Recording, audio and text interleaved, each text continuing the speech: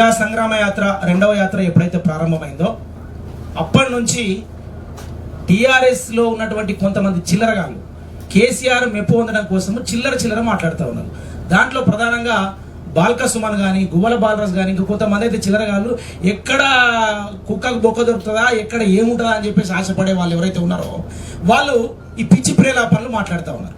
2 రోజుల కింద బాల్క సుమన్ సభలో మాట్లాడుకుంటూ బండి సంజయ్ గారి మీద చాలా ఘోరంగా మాట్లాడడం జరిగింది. దాన్ని మేము తీవ్రంగా ఖండిస్తా ఉన్నాం.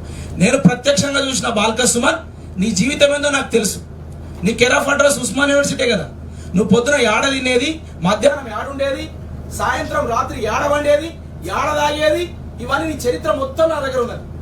ఇప్పుమంటావా మరి చెప్పు. మరి బండి సంజయ్ గారి మీద, బండి సంజయ్ గారి కొడుకు మీద ఒక బైక్ తీసుకుంటే దాని మీద కూడా ఇష్టం వచ్చినట్టు మాట్లాడితే ఏమన్నా సంస్కారమా? భార్యల మీద కుటుంబాల మీద మాట్లాడితే మేము కూడా మాట్లాడవచ్చు. ఎట్లా పెడుతుర్రా బాయ్ మీకు తిండి, మీ ఇంట్లో మీ భార్యలు మీరు ఎట్లా పెడుతుర్రా మీకు తిండి అని చెప్పేసి మేము కూడా మాట్లాడవచ్చు. కానీ మేము ఒక బాధ్యత గల భారతీయ జనతా పార్టీ కార్యకర్తగా ఒక సంస్కారం ఉన్నటువంటి వ్యక్తులుగా మేము మాట్లాడమట్ల. సిగ్గుండాలే కొంచెమన్నా. ఒక ఎమ్మెల్యే అయినావు, గతంలో ఏదో ఒక అవకాశం కలిసి ఎంపీ అయినావు, ఎమ్మెల్యే అయినావు, తర్వాత సిగ్గు అనిపిస్తలేదా నీకు? ఒక్కసారైనా యూనివర్సిటీకి వచ్చి ముఖం నిలిచినవా? అనేది ఎంతో మంది నిరుద్యోగులు ఇలా ఉద్యోగాలు లేక అలమటిస్తా ఉంటే ఒక్కసారైనా మాట్లాడినవా? నిన్న నోటిఫికేషన్ రాగానే సుమారు ఒక ప్రెస్ మీట్ పెట్టి మాట్లాడతారు. అందరు నిరుద్యోగులు అందరూ నోటిఫికేషన్లు వచ్చినాయి, బాగా చదువుకోండి అని మాట్లాడతారు. అక్కడి వరకు బాగానే ఉన్నది. భారతీయ జనతా పార్టీ మాయల పడకండి, బండి సంజయ్ మాయల పడకండి అంటారు. అంటే మీరు నోటిఫికేషన్ లేచిందే బండి సంజయ్ దెబ్బకు, భారతీయ జనతా పార్టీ దెబ్బకు అని చెప్పేసి అర్థమైతే ఉంది కదా. నిరుద్యోగులు ఎవరేమని ఉంటారు? నిరుద్యోగులు భారతీయ జనతా పార్టీ వైపే ఉంటారు.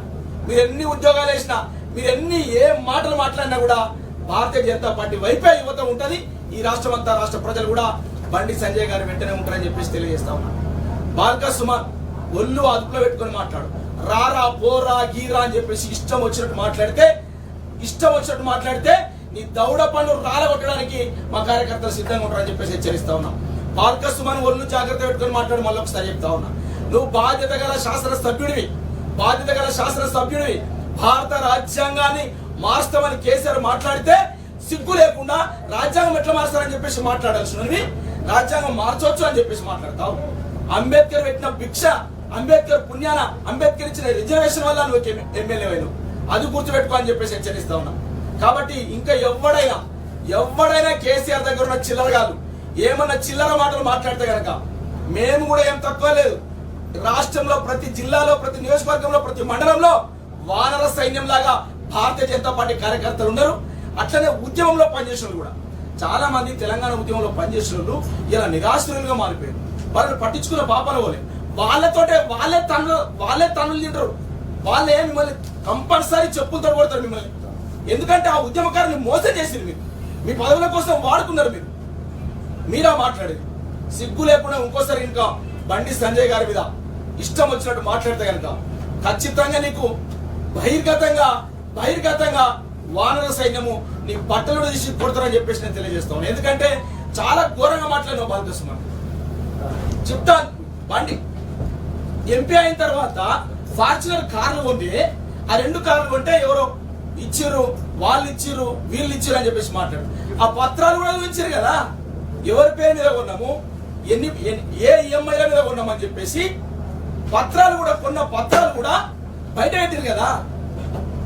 ఇంత కసా బండి సంజయ్ గారి వాళ్ళ ఫ్యామిలీ పేరు మీద కొన్నటువంటి 2 వెహికల్లను అప్పుడు కూడా మీరు అట్లా దుష్ప్రచారం చేశారు. ఇవాళ బండి సంజయ్ గారు కుమారుడు ఒక బైక్ ఉంటే దాని మీద కూడా దుష్ప్రచారం చేస్తారు.